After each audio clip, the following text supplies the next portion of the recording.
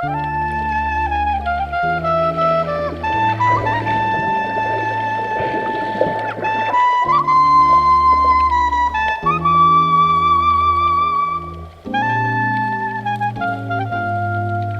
мы с вами едем, это примерно с 14 до 12 веков до нашей эры, принадлежало Египту. От Египта здесь, в общем-то, недалеко, но что им нужно было? Там медь.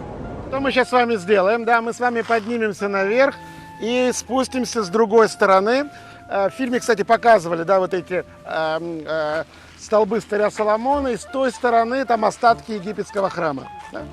Это то, что мы сейчас с вами сделаем.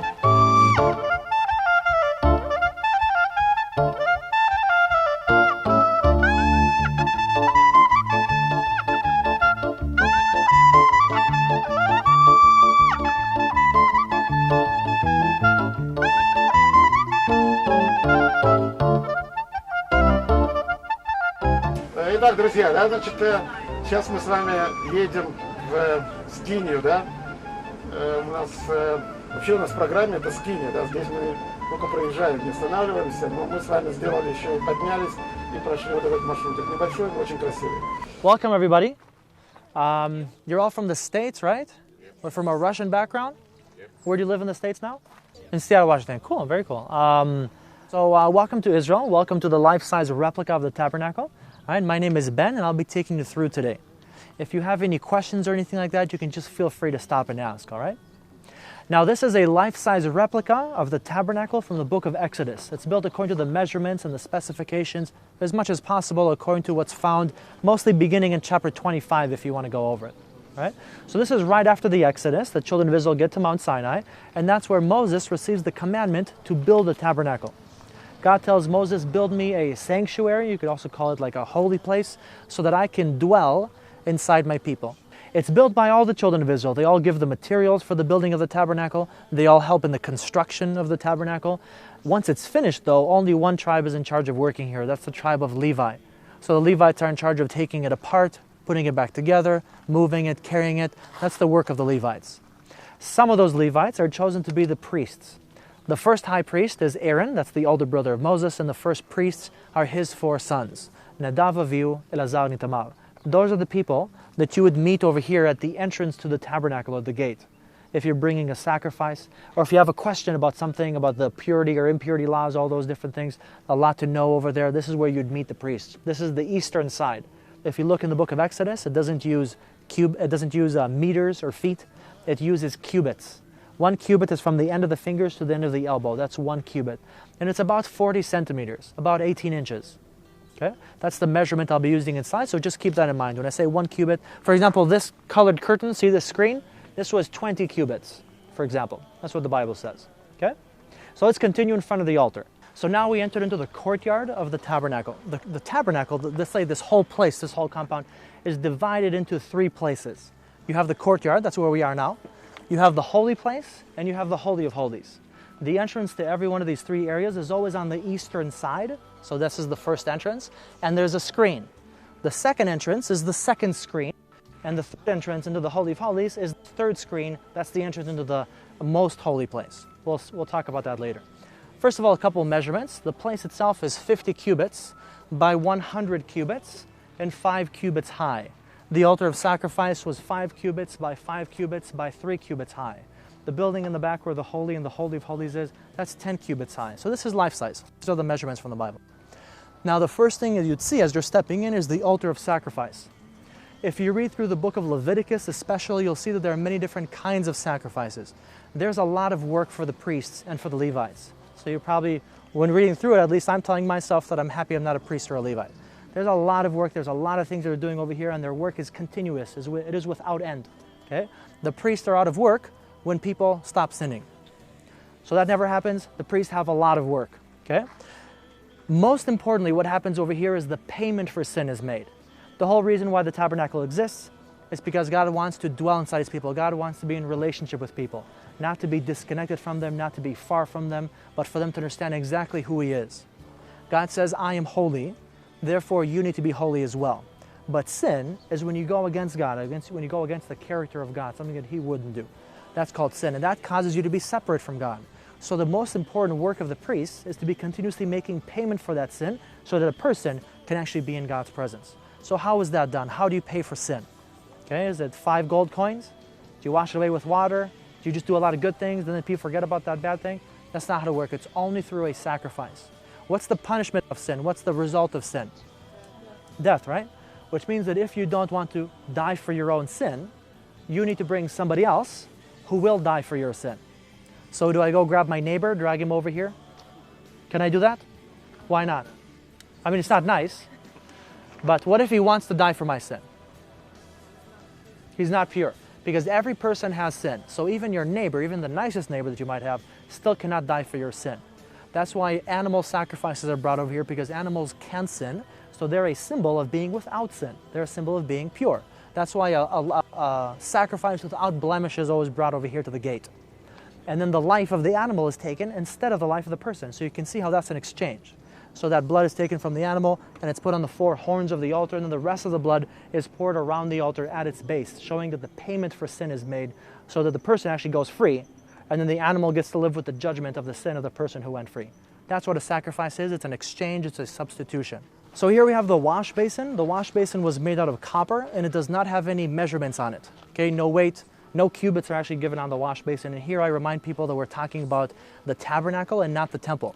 Because the temple wash basin does have measurements, but not in the tabernacle. We assume it was smaller, a lot smaller than the temple one, because this actually had to be hand carried from place to place. The temple didn't move. The tabernacle was taken apart and moved constantly. Okay? So the wash basin contained water, okay? And this water was for the washing of the hands and the feet of the priests before they would sacrifice or before they would enter into the building. It's important to note that this water does not wash away sin. Water cannot wash away sin. Sin is paid for with blood at the altar, and this is for ceremonial purification before you do the work that is needed for forgiveness, like a sacrifice. So first, the priest would walk over here, he would wash his hands, he would wash his feet, he would walk over to the gate, and he would accept the sacrifice, and then he would sacrifice it. Or, if he needed to enter into the building to, let's say, fill oil in the lamp, or to change the bread, or to light incense, then again, he would come over here, wash his hands and his feet, and then he could go inside. We talked about the screens of the tabernacle, if you remember, the screens that divide the tabernacle into its areas. So this is the second screen, so past it is the holy place where only priests can go. So you can have Levites in the courtyard, priests over here, and past this third screen, the Holy of Holies, where only the high priest would go, and I'll explain about that soon. So let's begin with the menorah. The menorah was the source of light. It was made out of gold, and it does not have any cubits on it. So again, we don't know how high it was or how wide it was or anything like that. Now, the menorah was always put against the southern wall. The entire tabernacle was always built east, west. Menorah is against the south, and directly in front of the menorah on the table was the table of showbread against the northern wall. So let's take some steps behind the... You can cover this actually now, so you guys can walk over this way, just so we can see the table. So acacia wood covered with gold. It was a cubit by 2 cubits by a cubit and a half, and it had 12 breads on it, 1 bread for every tribe, right? Remember, at Mount Sinai, God makes a covenant with all the 12 tribes. Not with part of them, not with most of them, with all the 12 tribes. He provides for all 12 tribes. He gives inheritance to all 12 tribes, okay? Again, this is God's table, and this is the provision of God for the people. And so once a week, the priests, which I'll talk about in a couple of minutes, would enter into the holy place, and they would eat the bread before God, again, as a symbol of being in God's presence and eating from his table. God says that these ingredients, the ingredients for the altar, for this incense, were only to be used here, and not at any other place, for any other purpose, at any other time. Which means that when you would smell these specific smells, you would be thinking only of the tabernacle, only of the presence of God and of the holy work that is continuously going on over here. Okay? Over here, we have the clothing described for the priest and for the high priest. So if you could just a couple steps to the side, either way. Both the priest and the high priest wore white hats, white tunics, white pants, and colored sashes, like a belt around their waist. But in addition to the clothing, because they both wore like this, but in addition to that, the high priest would also wear a golden band on his forehead that says holy to the Lord, or holiness to the Lord. Over his white clothing, he wore a blue robe, and on the hem of the blue robe, a golden bell and pomegranate. And over his upper body, he wore the ephod. Ephod is like a vest. The ephod has 2 stones on it, 1 stone on every shoulder. Engraved onto them were the first 6 names of the children of Israel. And engraved onto the second stone were the last 6 names of the children of Israel. So we just passed the third curtain we talked about before. So past it, that's where the Ark of the Covenant was kept. The Ark was made out of acacia wood, and it was covered with gold from the inside and outside. It had a solid gold covering. That's the lid of the Ark, which has 1 cherubim on either end, right? 1 cherubim on either end. Their bodies are one towards the other. Their faces are downward, and their wings were spread up and over the Ark. I should say up and over the covering, okay? If you read in Exodus chapter 25, it talks about the Ark of the Covenant. That's the first thing that's talked about in the tabernacle. And at the end of the Ark of the Covenant, there's a very beautiful verse where God says, I will speak to you and I will meet with you from between the cherubims and the covering of the Ark, right? That's why the whole tabernacle is really focused on God's presence that fills that empty space that is between the 2 cherubim. Not 1 cherubim, not the other, not both, neither of them, but that space that is between them, okay? So that people don't get the idea that God is made out of gold or wood or stone or whatever. He tries to make it very clear to them that all those would be idols. He says, don't make any gods alongside me. Not gold, not silver, not any mountains or stars or the heavens. None of those are God, only I am. Everything else would be an idol to you, okay? Why is it called the Ark of the Covenant? Inside it, it contains the covenant that was made between Israel and God at Sinai. The stone tablets. But these are the second stone tablets, because remember, Moses breaks the first ones. The second ones were put inside, okay? And then you had 3 more things inside the Holy of Holies along with the Ark. You had a bowl of manna, which was put over here to remind the children of Israel of how God provided for them. You had the staff of Aaron, which was to remind the children of Israel not to rebel against God. And then you had the book of Moses. So if you look in Deuteronomy chapter 31, it says that Moses finished writing the book of the law. He takes that book, he gives it to the Levites. He tells the Levites to put it alongside the Ark. So that was actually put in here as well. Not inside the Ark, but alongside the Ark, okay? Now back to the high priest. He's dressed in white. He lit incense. The incense fills this room.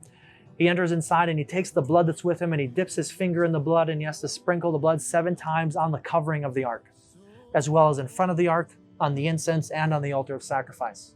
And then he changes back into his fancy clothing, the clothing we saw here. And then he continues. There are many more sacrifices and offerings, but that was continued outside, right? And here what he would do is sprinkle out blood. It never provided the people with salvation. It didn't, right? Remember this place, the tabernacle, what is it? It's like, this is a model. But even Moses' original one was also a model.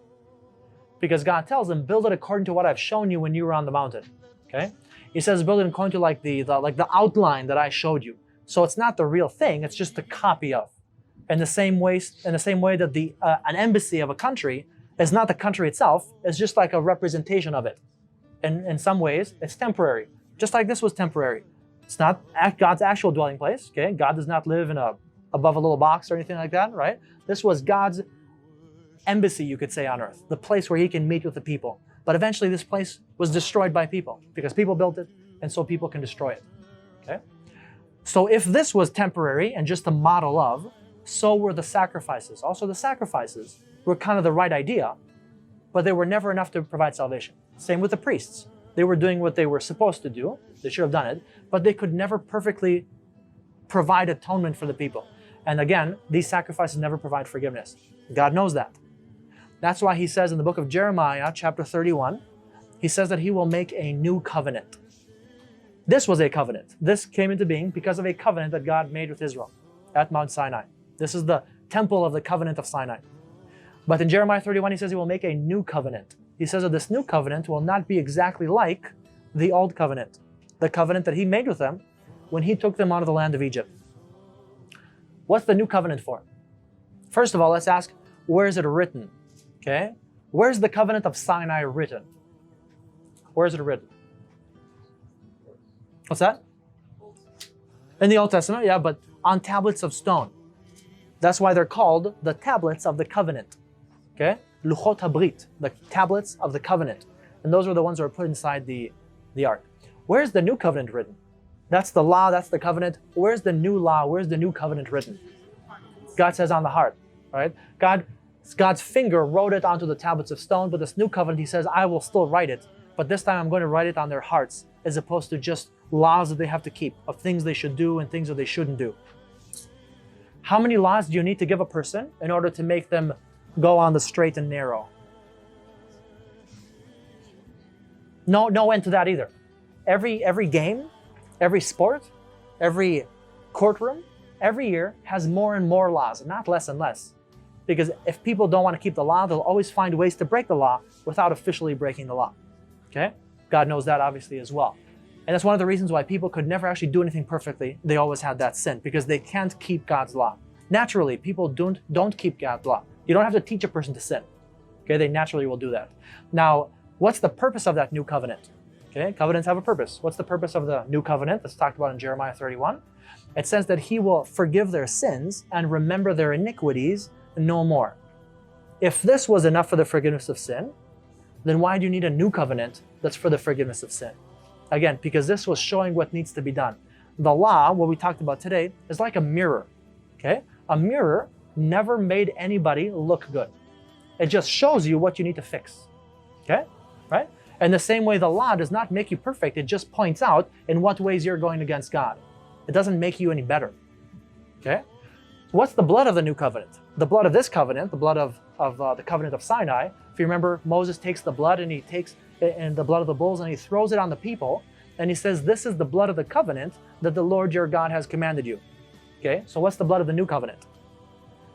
If you remember at the Last Supper, Jesus lifts the wine and he says, this is my blood, this is the blood of the new covenant. That's a reference to how it was done in the Old Testament. What happened in the Old Testament? He throws it on the people. What does Jesus do? He hands it around and he says, you have to drink from this. Because if you do not drink from this, then you don't have part in this new covenant that's for the forgiveness of sin. And so that new covenant is made at the cross, where the blood of Jesus signs that new covenant into being, provides forgiveness, eternal forgiveness, not temporary, not like it was over here where you could say at most it was temporary, but probably not even that. Because it does say in the book of Hebrews that the blood of bulls and goats can what? Blood of bulls and goats can never wash away sin. By the way, what does it say blood of bulls and goats though? What's that? Yeah, the blood would cover it. But why does it specifically say a bull and a goat? Because those are the two sacrifices that were brought in here. The blood of the bull and the blood of the goat is what was put over here on the covering. That blood can never provide forgiveness. It was always through faith and what God would actually do for the people as opposed to what the people can do for themselves with their own priests, with their own sacrifices, right? Because God has to provide the sacrifice, God has to sacrifice it, and he has to do everything on behalf of the people. Because Jesus is the perfect high priest. Not like these priests, right? We talked about how many priests of these do we have? We had many of them. You don't need one more. You'll always need another one. You always need another one, right? We had enough of these. So you don't need another high priest. You need a different kind of high priest. In the same way that you don't need another sacrifice because you had millions of those. So Jesus wasn't just another sacrifice. He was the sacrifice. He was a different kind of sacrifice. An eternal, complete atonement providing salvation for people. Canceling the separation between them and between their God. So here you have God. Outside you had the people. That's how it was in this covenant. What happens in the new covenant though? The parochet, this curtain over here, is torn from top to bottom, showing you that separation that always existed since the first sin between God and between people was canceled. In a way, it was made to pass through it. Through that entrance. Jesus says, I am the way, the truth, and the life. No one comes to the Father but through me. It also showed one more thing. When that veil was torn, what would you see? You'd see the Holy of Holies. What was in the Holy of Holies? It's a trick question. What's that? Did someone say? So you actually wouldn't see the Ark of the Covenant. We always imagine it that you would. But remember that the Ark was not in the second temple. It was in the tabernacle. It was in the first temple. But God's presence, it never says that God's presence filled the second temple. And also the Ark was not even there. Because what's the temple of the new covenant? Because the temple of this covenant, once the new covenant is made, the curtain was torn. You can see that the place is empty. There's nothing here. God's presence is not actually even here. Because where's the temple of the new covenant? What's that? We are. God says you're the temple. You're the temple of God. Why? Because that's God's dwelling place. This was the temple because God was dwelling over here among his people. But in the new covenant, God says, I actually want to dwell inside the people themselves, which is actually technically what it says in the law as well, what it says back with Moses. God says, I want to dwell inside them. I want to actually live not only just among them, but actually to be present in their lives in every way. And that's to find something that's only complete actually through the finished and completed work of Jesus at the cross, not by the work of any priest or any other person, priest, prophet, whatever it may be, teacher, king. It's only through the Messiah King, the high priest.